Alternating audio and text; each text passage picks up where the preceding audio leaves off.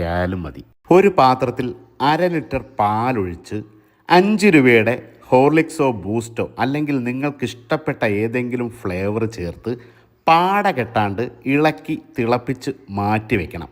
വീശി ചുറ്റിയ മാവ് പരത്തി പൊറോട്ട കല്ലിൽ ചുട്ടെടുത്ത് നന്നായിട്ട് പദം വരുന്ന പോലെ അടിച്ച് പൊറോട്ടയെ നൂൽ പരുവത്തിൽ മാറ്റണം.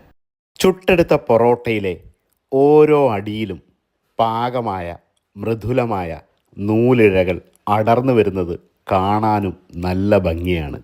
സോഫ്റ്റായ നൂൽ പൊറോട്ടയിൽ തിളപ്പിച്ചാറിയ ഇളം ചൂടുള്ള പാലൊഴിച്ച് വേണമെങ്കിൽ ലേശം പഞ്ചസാരയും ചേർത്ത് കഴിച്ചു നോക്കൂ.